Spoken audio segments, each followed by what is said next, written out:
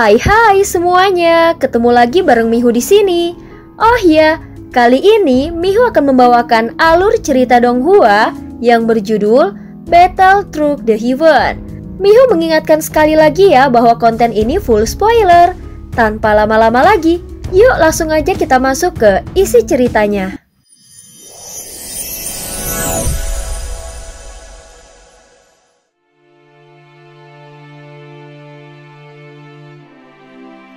Melanjutkan dari kisah sebelumnya. Sebelumnya setelah membuat Jinsi terluka, dua rekan lainnya pun langsung mengepalkan tangan mereka dan meminta maaf kepada Xiaoyan. Pada saat ini seorang wanita bernama Qian Zhuang jelas mengerti situasi ini. Dia segera mengeluarkan sebilah batu giok dan berkata, "Dari pertarungan barusan, jelas terlihat bahwa kau tidak kekurangan teknik bertarung. Barang-barang milikku mungkin tidak menarik bagimu. Namun aku memiliki informasi tentang sebuah tempat misterius. Jika kau percaya, aku akan memberikannya kepadamu sebagai tanda persahabatan." Ucap Qian Zhuang sedikit membungkuk dengan penuh hormat menunjukkan sikap yang sangat bijaksana. Xiaoyan melambaikan tangannya mengambil batu giok itu. Dia menyalurkan kekuatan jiwanya ke dalamnya dan mendapati bahwa itu adalah sebuah peta. Namun apakah peta itu benar atau tidak? Masih belum bisa dipastikan. Meskipun begitu karena sudah diberikan kepadanya, Xiaoyan tetap menerimanya, siapa tahu akan berguna di masa depan. Di sisi lain seorang pria bernama Wu Yan terlihat agak canggung. Wajahnya menunjukkan senyum kaku dan tampak ragu-ragu. Barang yang terlalu berharga enggan untuk dia berikan. Sedangkan barang yang tidak bernilai pun dia sungkan untuk menyerahkannya. Wu Yan, bukankah kau memiliki cermin tanpa wajah? Jika kau tidak menyerahkannya, kita semua tidak akan bisa masuk. Ucap biksu yang bernama Jinsi. Dia menyatukan kedua tangannya sambil menatap Wu Yan. Pada saat yang sama Wu Yan menoleh ke arah Jinsi dan terlihat matanya dipenuhi niat bertarung.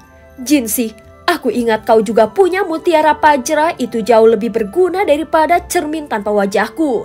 Jika kau bersedia memberikannya, maka aku juga akan menyerahkan milikku."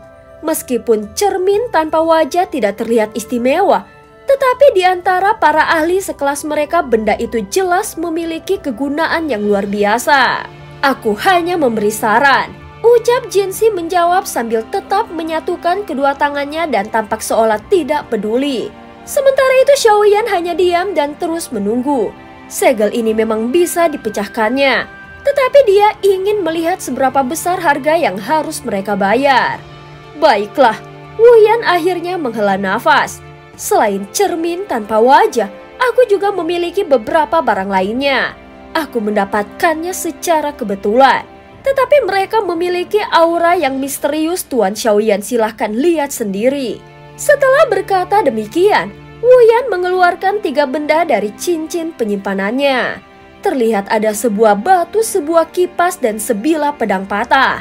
Xiaoyan melirik semua benda itu sekilas kemudian melambaikan tangannya dan mengambil semuanya. Wu Yan tertegun sejenak seakan ingin mengatakan sesuatu tetapi ragu. Dia merasa seharusnya Xiaoyan hanya memilih satu, tetapi ternyata dia mengambil semuanya. Tanpa ragu-ragu akhirnya Wu Yan hanya bisa menggertakkan giginya dan membiarkan hal itu berlalu. Bagaimanapun juga masuk ke dalam area misterius adalah hal yang paling penting untuk saat ini. Baiklah, sekarang saatnya memecahkan segel ini. Xiaoyan segera berkata dengan tenang. 3 orang lainnya menatap Xiaoyan. Tetapi Xiaoyan hanya berdiri diam tanpa menunjukkan niat untuk bertindak. "Tuan Xiaoyan, apa maksudmu? Apakah kau tidak puas?" Segera Wu Yan bertanya dengan nada yang lebih tajam. Saat ini ketiganya menunjukkan ekspresi tidak bersahabat.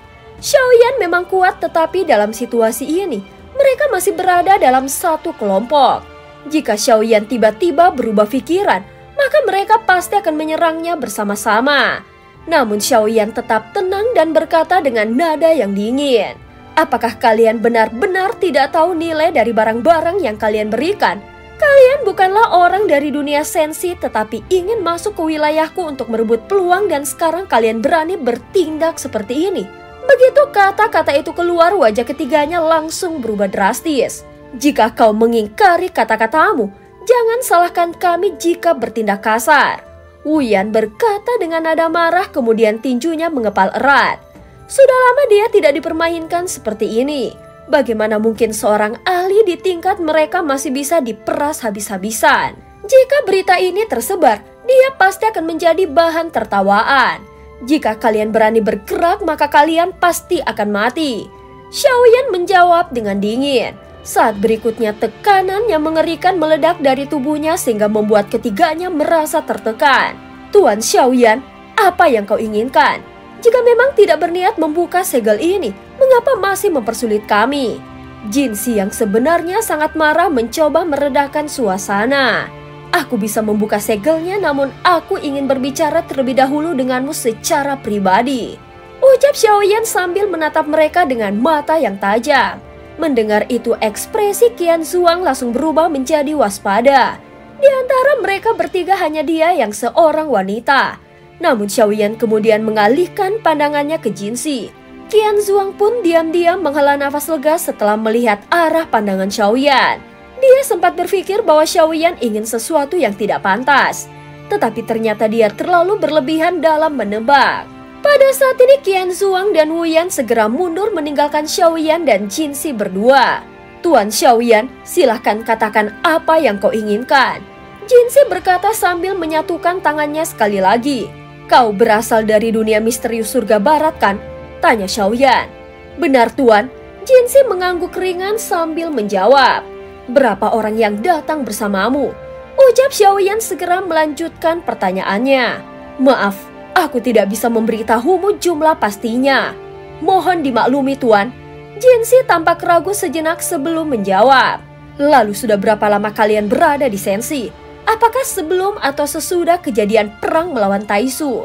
Saat mendengar nama Taisu, ekspresi Jinsi tetap tenang tanpa perubahan yang berarti. "Aku tidak tahu secara pasti apa yang Tuan maksud. Namun jika dihitung dari waktu, sepertinya kami tiba setelah kejadian Sensi berperang melawan Taisu. Kami tidak memiliki hubungan dengan Taisu dan itu bukanlah urusan kami," Jinsi menjawab dengan tenang. "Benarkah?